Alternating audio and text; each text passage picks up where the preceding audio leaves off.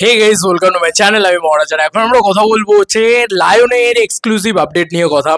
লায়নের কিছু exclusive update পাওয়া গেছে। জিদ্দার লায়ন খবর খুঁজেই পাওয়া যায় না সেভাবে, যখন খবর আসে তখন খুব খুব আনন্দ পাই ভাই। জিদ্দার আপডেট বলে কথা, আপডেটই তো সেভাবে আসে না, তো এটা একটা বড় ব্যাপার। তো অফিসিয়াল আপডেট কিছু, অফিসিয়াল কিনা জানি না, এক্সক্লুসিভ আপডেট কিছু এসছে, আমাকে পাঠিয়েছে আমার এক সাবস্ক্রাইবার। ওর নাম হচ্ছে সুদীপ রাহা। ও কিন্তু আমি অলরেডি অনেকগুলো আপডেট পাঠিয়েছে। প্রথমত হচ্ছে কিছু স্ক্রিনশট থেকেই আপডেট পেয়েছে। জিৎ মেলোডিজ বলে একটা পেজ রয়েছে, সেখান থেকে আর কি রায়ান রফির সাথে কথা বলে তারা আপডেটটা জেনারেট করেছে।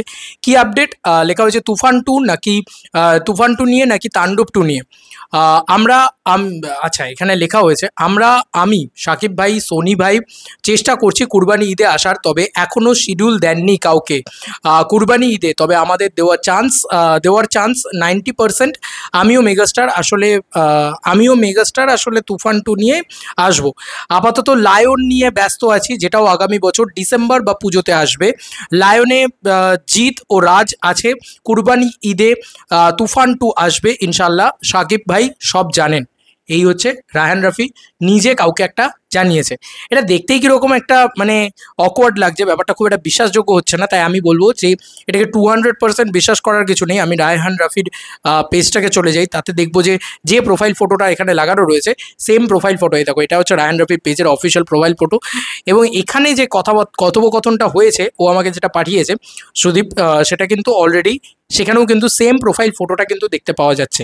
তো এবার কেউ প্রোফাইল ফটো বা ফেক করতে পারে, পুরো বিষয়টা ফেক করতে পারে, তাই ইট ইজ নট মানে একদম অফিসিয়াল আপডেট, বাট একটা আপডেট তো পাওয়া যাচ্ছে। তারা কিন্তু বলছে 90% চান্স আছে তুফান টু নিয়ে তারা কিন্তু কুরবানি ঈদে আসবে। এক্ষেত্রে মেগাস্টার শাকিব খানের আপডেটও পাওয়া গেল একটা, যে শাকিব খানের তুফান টু কবে আসছে। রায়ান রাফি নিজে জানিয়ে দিয়েছে কোথাও গিয়ে যে এখন অবধি শিডিউল কিন্তু দেয়নি শাকিব খান কাউকেই, তো সেই শিডিউল দিলে তবেই কিন্তু হবে, এবং সেটা কুরবানি ঈদে দেওয়ার চান্স 90% এটা বলে দিয়েছে, এবং তুফান টু নিয়েই তারা আসবে এটাও কিন্তু বলে দিয়েছে। এবার আপাতত তিনি লায়ন নিয়ে ব্যস্ত আছেন, আমরা নানান আপডেট লায়ন নিয়ে পাচ্ছি অলরেডি। তো লায়ন নিয়ে তিনি ব্যস্ত আছেন। লায়ন আসবে কিন্তু হয় পুজো নালে ডিসেম্বর। আমি চাইবো যে ভাই পুজোয় আসুক, পুজোয় আসলে খুব ভালো হয়। 2026-এর পুজোয় কোনো বড় ছবি নেই, ঠিক আছে। 2026-এ পুজোয় হয়তো দেবদার একটা মানে একটা এমনি ছবি থাকবে, একটা ডিসেন্ট ছবি থাকবে, এবং ক্রিসমাসে মানে ডিসেম্বরে সেটাতে কিন্তু দেবদার খাদান টু থাকবে। তো তাহলে আমার মনে হয় যে লায়ন যদি পুজোয় আসে তাহলে আমরা সেলিব্রেশন করতে পারবো লায়নকে নিয়ে। খাদান টু এর সাথে বেকার ঝামেলা করে ট্রাফিক করে কোনো লাভ নেই। তাতে আমার মনে হয় দুটো ছবিরই একটা হ্যাম্পার হবে, কারণ দুটো বড় সুপারস্টার মেগাস্টার আর কি একসাথে মানে ক্ল্যাশ করে কোনো এখন অবধি বড় বাজেট বিগ বাজেট ছবির ক্ষেত্রে কোনো লাভ নেই। সেক্ষেত্রে ওইটাই ভালো হবে পুজোয়। এবার তারা কিন্তু বলেই দিয়েছে যে রাজ মানে শরীফুল রাজ কিন্তু থাকবে, এটা একটা এক্সক্লুসিভ আপডেট। আচ্ছা, এখানে লিখে দেওয়া হয়েছে আপডেট, রায়ান রাফি আপাতত লায়ন নিয়ে ব্যস্ত আছেন, ছবিটি রিলিজ হতে পারে আগামী বছর পুজোতে অথবা ডিসেম্বরে। বিদ্রোহ স্ক্রিনশটটি আমার বাংলাদেশের বন্ধু দিয়েছে। বিদ্রোহ এখানে পরিষ্কারভাবে দিয়ে দেওয়া হয়েছে। আচ্ছা, এরপরে আরও কিছু আপডেটস দেওয়া হয়েছে। লায়নের বাজেট 16 থেকে 17 কোটির মধ্যে, এটা জাস্ট আনবিলিভেবল আপডেট। এটাও কিন্তু বিভিন্ন জায়গা থেকে জানিয়ে দেওয়া হয়েছে তাকে, মানে এটাও একটা কারোর সাথে চ্যাট স্ক্রিনশটই দেওয়া হয়েছে। এবার এটাকে বিশ্বাস করা, বাংলা বাজারে 16-17 কোটি টাকা বাজেটের ছবি, মানে 6 কোটি টাকা বাজেটে আমাদের এপার বাংলায় ছবি হয়, ঠিক আছে, পরিষ্কার কথা। 6 থেকে 8 কোটি যেতে পারে, মানে আমি যতটুকু যে জানি রঘু ডাকাতের বাজেট অলমোস্ট 8 কোটি টাকা। এবার এই 8 কোটি টাকা বাজেটের উপরে ইনক্রিজ করে খাদান টু যেতে পারে, সেটা খুব বেশি হলে 10 থেকে 12 কোটি টাকা। তো আমাদের এপার বাংলায় তো এত বড় ছবি হয় না। আর আমি যদি বরবাদের কথা ধরি, বরবাদ কিন্তু মানে মেগাস্টার শাকিব খানের বরবাদ কিন্তু সেই ছবিটা কিন্তু ছিল 16.5 কোটি টাকা বাজেটের ছবি, যেরকমটা জানা যায় আর কি।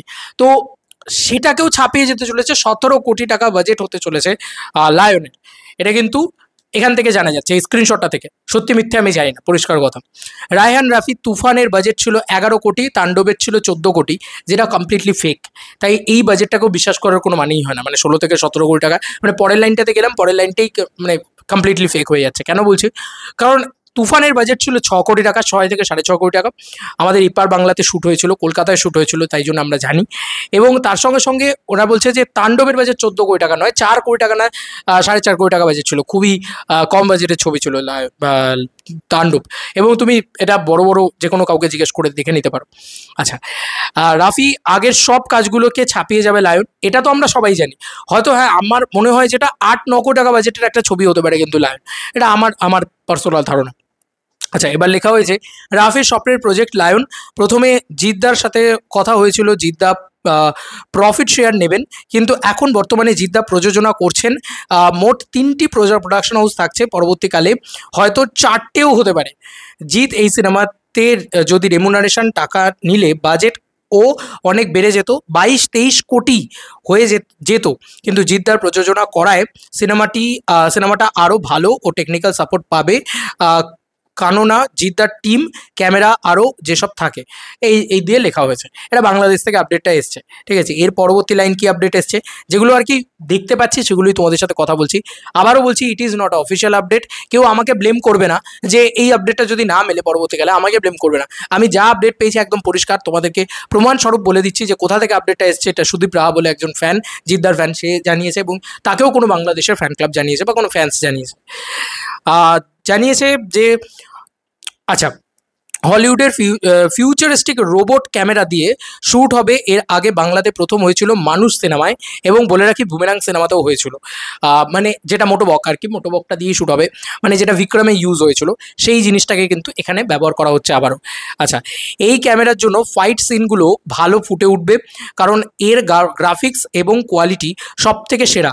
আর এটা অটো রোবট হয়, মানে যেই দিকে দরকার অটোমেটিক ওই দিকেই ঘুরতে থাকে। নিশোকে ও অ্যাপ্রোচ করা হয়েছিল প্রাথমিকভাবে, নিশো রাঁচি এছাড়াও শরীফুল রাজকে। এবার আগের যদি স্ক্রিনশটার কথায় যাই তাহলে কিন্তু বোঝা যাচ্ছে যে রায়হান রাফি কিন্তু সেখানে শরীফুল রাজ কেই ফাইনাল করেছে আর কি। নিশোর হয়তো ক্যামিও ইত্যাদি থাকতে পারে। আচ্ছা, রজত ঘোষকে রাখা হয়েছে কেননা বাংলা সিনেমার গানের ধারায় অন্যভাবে প্রেজেন্ট করার জন্য।